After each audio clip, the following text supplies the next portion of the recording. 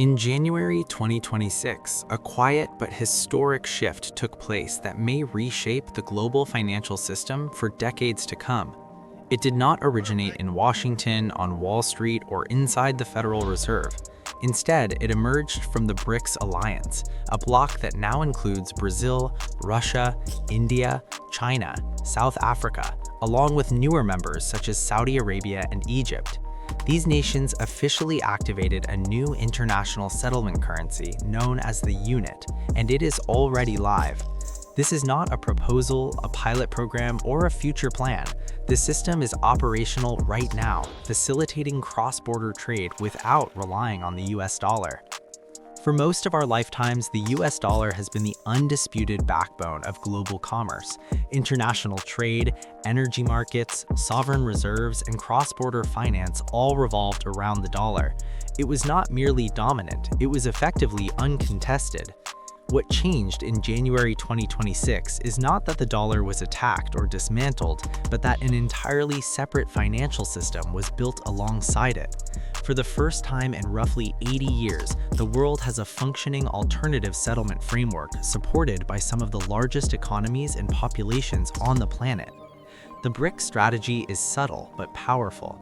Rather than confronting the dollar directly, they constructed parallel financial rails, independent settlement mechanisms, and a new monetary instrument designed to operate outside Western control. The result is a break in the dollar's monopoly.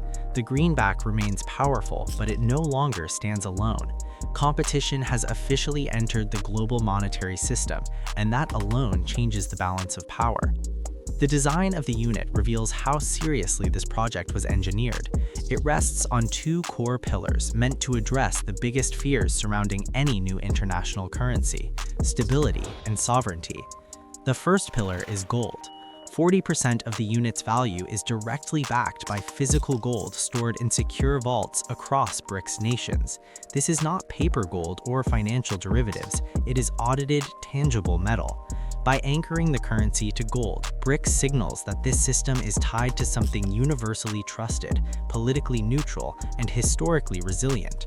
Gold has held value for thousands of years, regardless of empires or ideologies, and that credibility is central to the unit's appeal. The remaining 60% of the unit's value comes from a weighted basket of BRICS national currencies, including the Chinese yuan, Indian rupee, Russian ruble, Brazilian real, and South African rand. This portion represents a bet on collective economic strength. Together, these economies command vast manufacturing capacity, enormous natural resources, expanding consumer markets, and a combined GDP exceeding $28 trillion. This structure allows the unit to blend ancient monetary trust with modern growth potential. It is designed to be stable enough for global trade while remaining dynamic enough to benefit from the rise of the developing world. This architecture directly challenges the financial order established after Bretton Woods in 1944. That system placed the dollar at the center of global finance, a position reinforced for decades by US economic power and military reach. The question many are asking is why BRICS chose this moment to act. The answer traces back to February 2022, when Western nations froze more than $300 billion of Russia's foreign currency reserves following the invasion of Ukraine. Those assets, accumulated over decades and stored within Western financial institutions, were suddenly rendered inaccessible. For governments around the world, this event was a shock. It revealed that reserves held within the dollar-centric system are not purely financial assets, but political instruments. If access can be revoked by foreign governments, then national savings are vulnerable.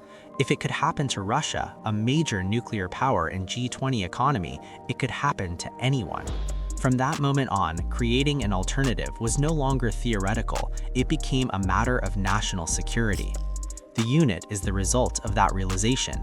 It is not designed as a declaration of war against the West, but as a financial shield.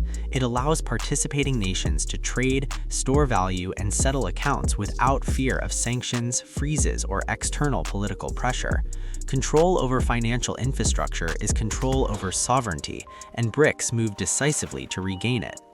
Skeptics often ask whether large-scale trade without the dollar is truly feasible.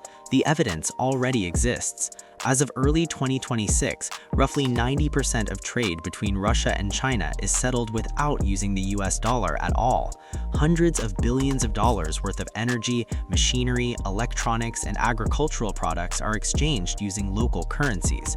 This is not an experiment or a projection. It is a functioning reality that demonstrates dollar-free trade at scale. The unit builds on this proof of concept. If Russia and China have already navigated the back roads around the dollar system, the unit represents a newly constructed superhighway. It formalizes, standardizes, and expands those workarounds into a unified framework accessible to many nations at once. Scale is what transforms this development from an interesting idea into a historic turning point. The expanded BRICS alliance now represents nearly 46% of the world's population, more than 3.6 billion people.